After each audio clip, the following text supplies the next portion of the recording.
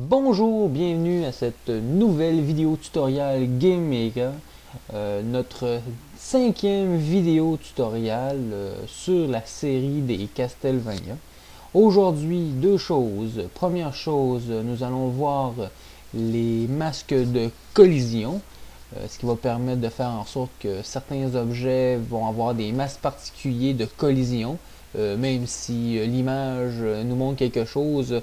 C'est pas nécessairement la même forme pour la boîte de collision, le masque de collision. Et autre chose, nous allons voir comment utiliser les vues en français, afin de vous permettre de faire un effet de scrolling, de déplacement de l'arrière-plan qui va faire en sorte que la caméra va suivre votre personnage que vous allez déplacer. Alors, on débute maintenant. Tout d'abord, vous devez créer bien sûr une room en utilisant l'icône en haut. Vous gardez habituellement, pour l'instant moi j'ai gardé le setting par défaut. Ça vous pouvez changer ça si vous voulez, c'est à votre guise. Habituellement on le modifie en rapport des backgrounds qu'on a.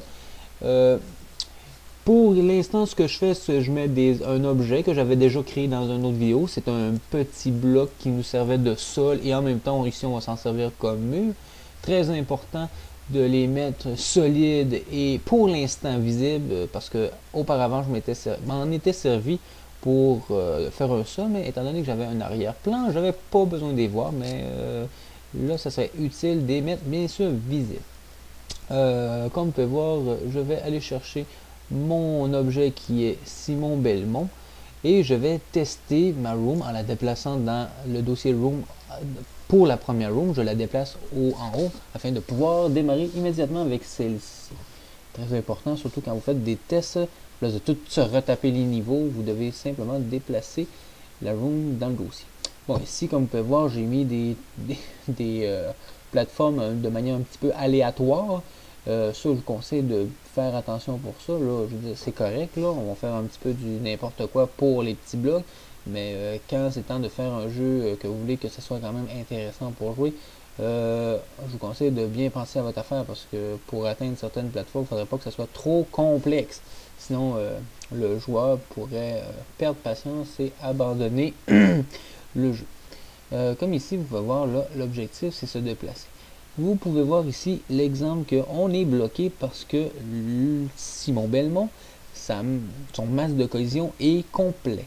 Bon, ici on vérifie quel masque on a pris, le masque de collision. On va prendre Simon Belmont à l'arrêt.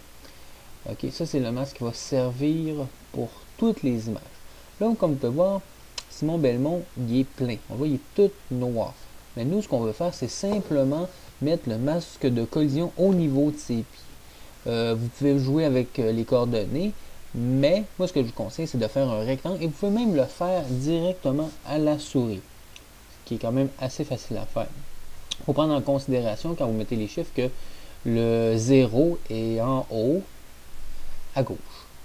C'est le point 00. Très important, ça peut être utile. Moi je le fais à la souris et je fais OK. Ici, on peut voir si on peut décliquer pour montrer le masque de collision, mais dans ce cas-ci, c'est très important de le voir quand on le fait. Excusez. On poursuit. Et vous allez voir, tantôt on bloquait, mais maintenant, étant donné qu'il n'y a plus de collision au niveau du corps, et c'est simplement les pieds qui créent la collision, on a beaucoup plus de facilité de déplacement dans cet environnement. Fait que c'est surtout l'objectif, c'est ici, c'est se déplacer Simon Belmont. Fait qu'on veut pas être pogné par chaque bloc. Là. Si au moindre petit objet on est bloqué, ça fait un gameplay vraiment frustrant et c'est vraiment pas l'objectif du jeu. Ici, maintenant, deuxième partie, on passe bien sûr à l'utilisation des views. J'ai enlevé la grille, j'ai activé chaque élément.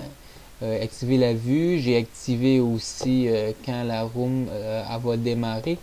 Petite erreur ici par on-screen, on touche pas ça, on laisse ça à 640 par 480 parce que pour l'instant c'est ça. Je veux dire, plus tard on verra comment on va travailler là-dessus, mais pour l'instant c'est ça. Ce qu'on veut voir, c'est View in Room, c'est je mets ici 320 par 240 parce que si vous faites un petit calcul rapide, la room est 640 par 480. J'ai simplement divisé ça en deux. Fait que à l'écran, on voit seulement le corps de la room, du tableau. Et par la suite, on peut simplement se déplacer. Très important, dans les objets following, object following, c'est l'objet qui doit être suivi. Vous devez sélectionner, bien sûr, Simon Belmont. Sinon, votre caméra ne va rien suivre. Comme vous voyez en ce moment, elle suit Simon Belmont. Par la suite, vous avez d'autres informations en dessous. Le H-bar et le V-bar. H pour horizontal, V pour vertical. Quand le personnage va se déplacer de manière horizontale, c'est pour ça qu'en ce moment, on voit pas tout son corps. De manière horizontale, oui. Le nombre que vous allez choisir représente le nombre de pixels. Ici, on a mis 200. Et pour le V-bar, on a mis 100. À chaque fois que, mettons, il se déplace vers la droite, à chaque fois qu'il va atteindre le niveau de 200 pixels en rapport au bar, ben là, la caméra va se déplacer avec lui. Et s'il n'atteint pas ce 200-là, ben la caméra ne bougera pas. C'est pour ça que plus le chiffre est petit, au début il était à 32, ben il fallait être collé sur le bord du tableau pour que ça se déplace avec lui. C'est pour ça qu'il faut faire attention à ça. Même chose pour le V-bar, mais c'est en rapport à la hauteur.